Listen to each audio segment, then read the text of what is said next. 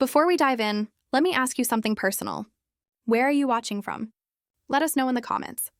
I love seeing our little community from all over the country come together. Now, picture this, a crisp autumn evening in the hills, where the leaves whisper secrets to the wind and the air carries that sharp, pine-scented bite that makes you feel alive in your bones. That's where my story really begins. Not with a bang, but with a quiet unraveling, the kind that sneaks up on you like fog rolling off a lake. It's a tale of rediscovery, of two souls brushing against each other in ways neither could have scripted.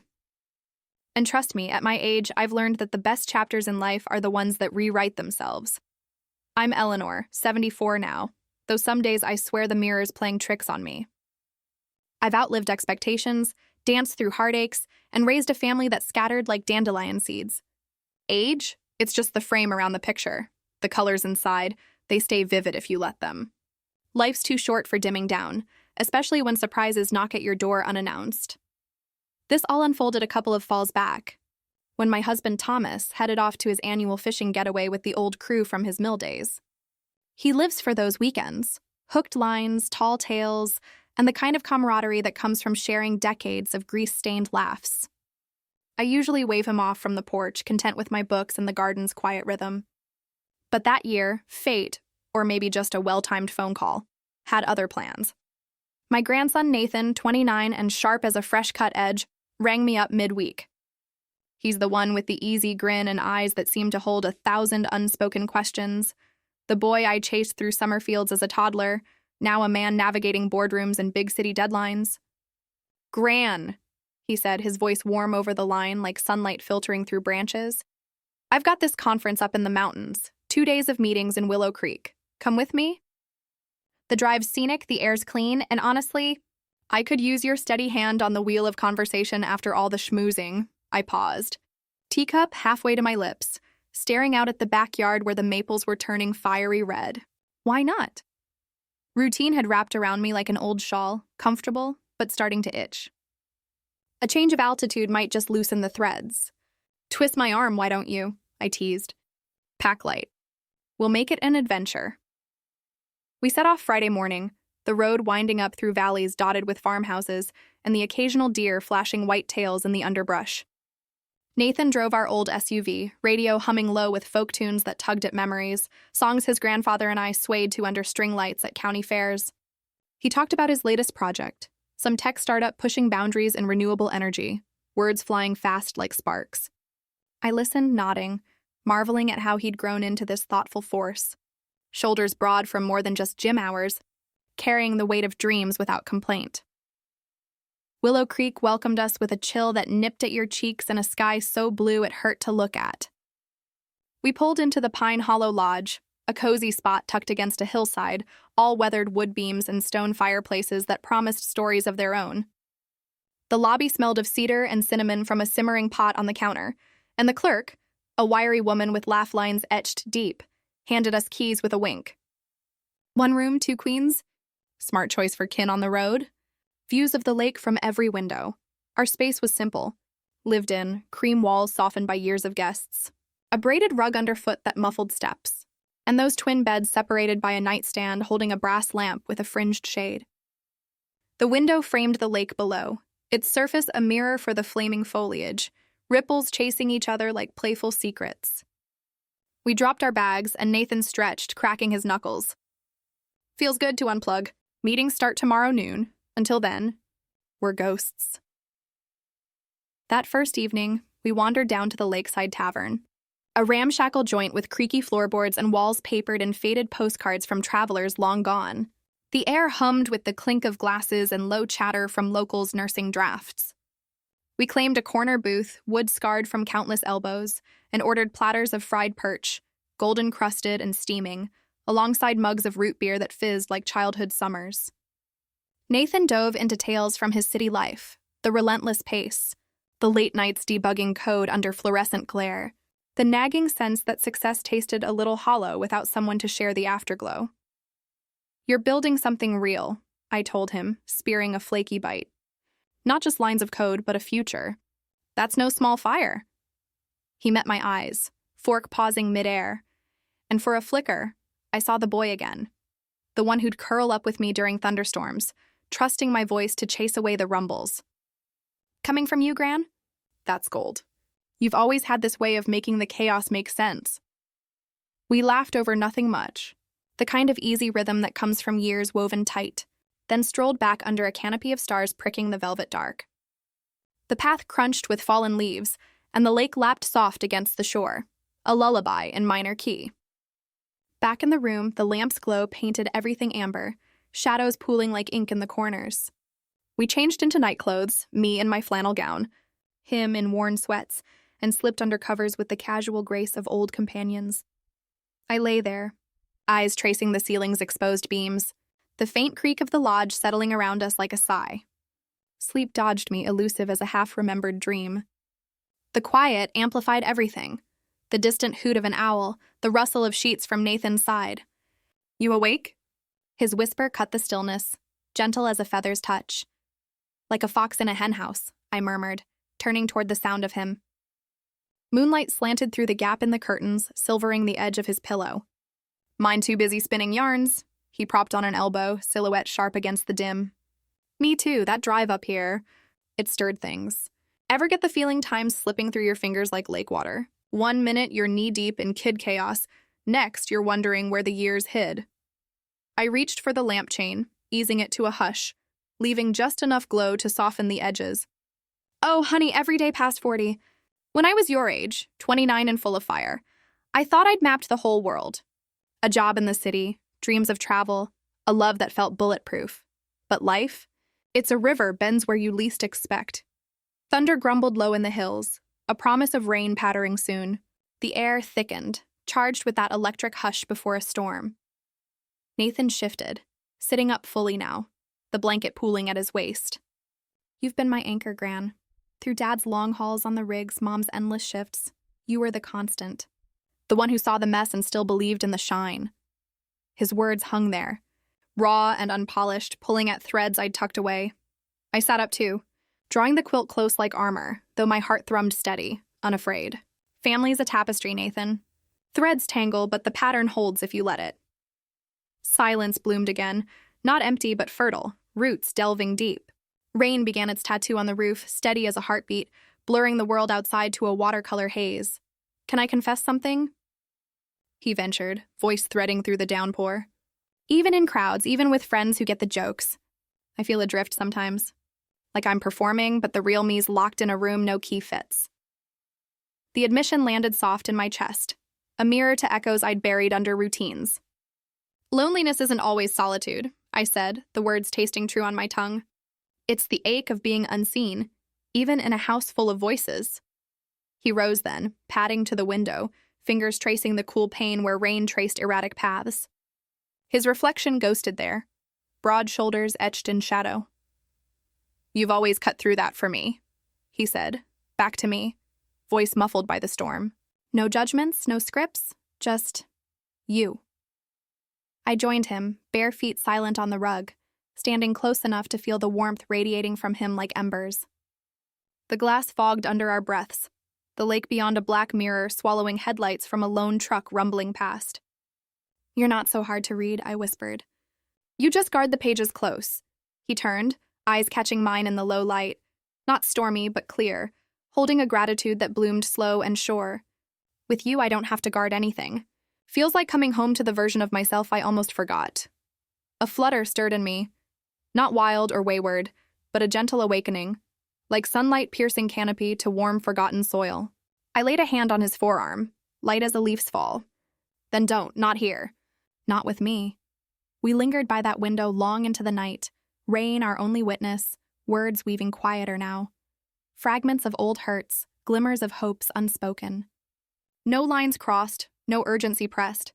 Just a bridge building itself, plank by plank, across the gulf of years. When we finally retreated to our beds, the air hummed with a new resonance, subtle as the scent of wet earth rising. Sleep found us eventually, but in those drifting hours, I sensed the shift. A door cracked open, inviting light where shadows had lingered too long. Dawn broke misty the next morning, the rain's gift a world washed clean, dew jewels clinging to every needle and leaf. I stirred first, easing the curtains aside to let pale gold filter in, gilding the room in hush. Nathan slept on, curled toward the window, face smoothed of city's furrows, lips parted in the deep peace of unburdened dreams. Watching him, a swell rose in me, pride laced with something tender, unnamed, like rediscovering a favorite book on a dusty shelf. I slipped downstairs to the lodge's breakfast nook, a sunlit alcove with mismatched chairs and a sideboard groaning under platters of scones, fresh berries glistening like rubies, and a percolator burbling strong coffee. I claimed a stool by the wide panes overlooking the dock where rowboats bobbed like sleepy ducks. The brew warmed my palms as I sipped, steam curling like thoughts unspooling. Last night's exchange replayed in soft loops, not dramatic, but profound the way his gaze had held mine, stripping away the veils we all wear. Nathan appeared soon after, hair tousled, flannel shirt rumpled in that endearing boyish way. "Morning light suits you," he said, sliding onto the stool beside me, his knee brushing mine under the counter. Accidental, fleeting, but enough to spark a quiet hum. Slept like the dead. That rain, it's magic. Best rest in ages, I agreed, passing him the cream.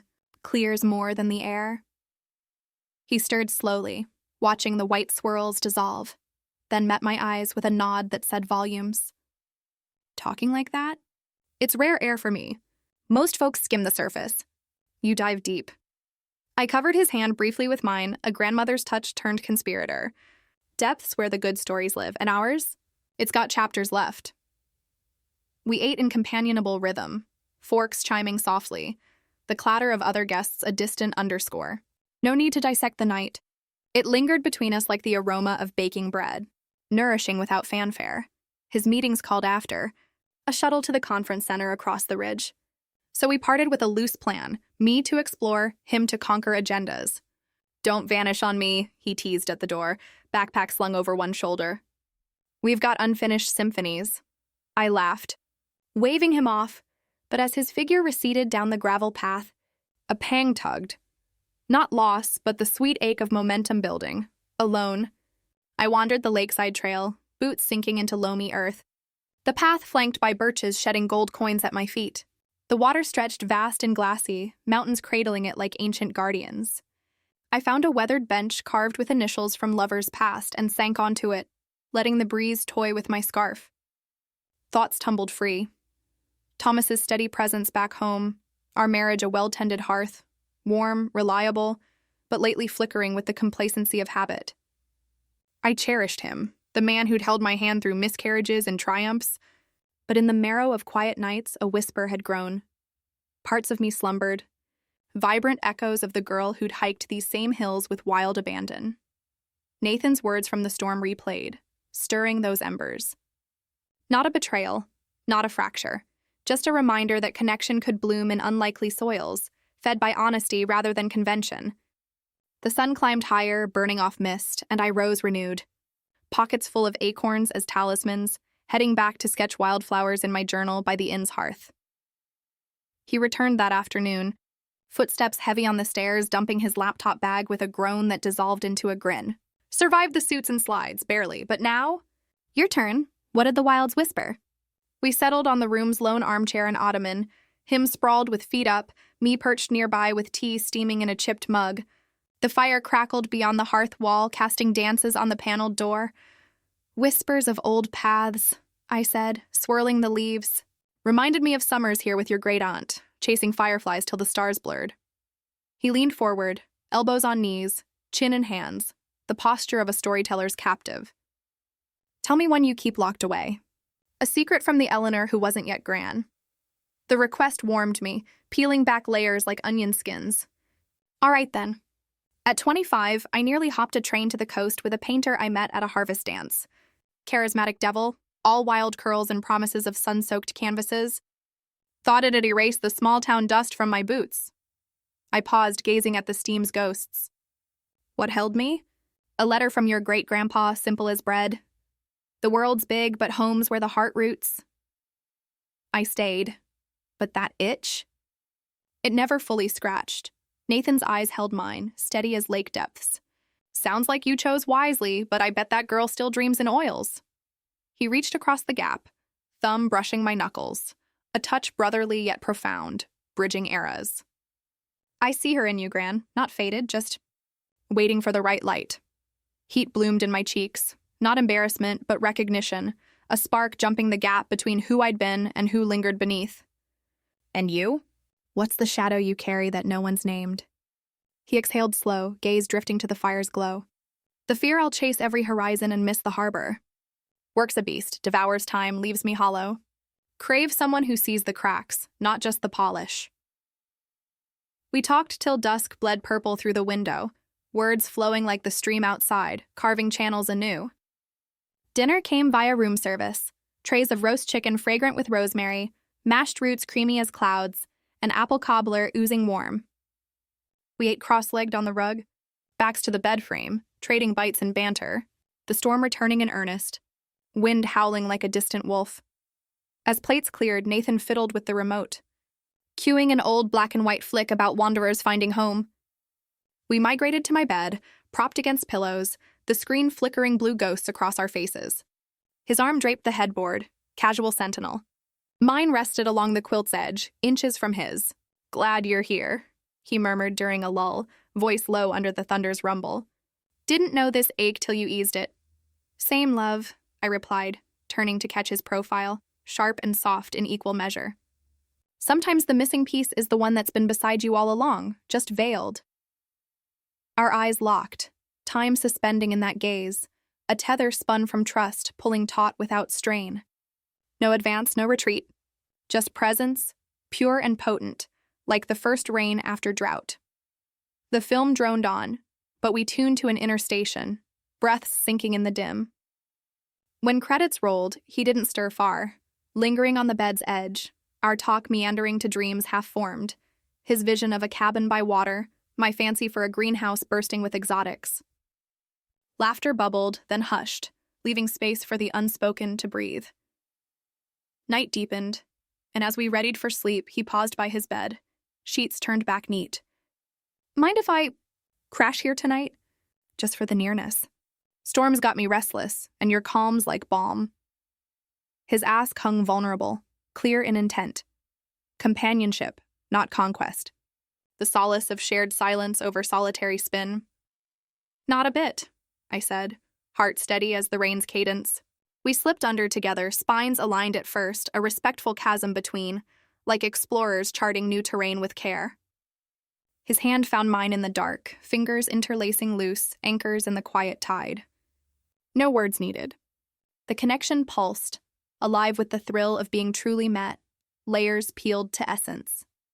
Sleep wrapped us gentle, dreams weaving through the patter, visions of lakes merging, hills folding into embraces. I woke once to his even breaths, the weight of his nearness a comfort deeper than blankets, stirring a vitality I'd thought consigned to memory's attic. Not passion's fire, but soul's steady glow, illuminating corners long dim. Sunrise painted the room in honeyed strokes, filtering past curtains to kiss eyelids awake. I blinked into the light, aware of Nathan beside me, our forms curved slightly toward each other, the space between now a bridge rather than a barrier. No tangle of limbs, just proximity's grace, his hand still loose in mine, a testament to night's trust. He stirred, lashes fluttering, then smiled sleep slow. No trace of morning's awkward veil. Hey there, he breathed. Voice gravel rough from dreams. Hey yourself, I echoed, squeezing his fingers once before release. We lingered in that cocoon, sheets rumpled like well-loved pages, before practicality summoned, his final session, our checkout looming like a gentle horizon. As we packed, movements mirrored a quiet choreography, folds precise, zippers whispering. Sunlight slanted across the floor, catching dust motes in balletic spin. This, us, Nathan said, pausing over his satchel, eyes earnest. I don't want it boxed up with the weekend. Back home, with the grind and the miles, how do we hold it? I set down my scarf, stepping close, hand to his cheek, palm cupping the stubbled warmth of morning. By letting it breathe, Nathan. No cages, no labels. It's woven in now, the honesty, the ease. It'll echo in calls, in visits, in the way we carry each other forward. He nodded, leaning into the touch, boy and man entwined. Real recognizes real. We'll nurture it, like that garden of yours, patient, persistent. The drive down wound through canyons ablaze with autumn's palette, radio crooning ballads of roads less traveled. Silence blanketed us companionable, broken by snippets. A shared chuckle at a quirky signpost, a detour for cider at a roadside stand where steam rose tart and spiced. Midway, his hand crossed the console, palm upturned in invitation. I met it, our grip a silent vow amid the hum of tires on asphalt.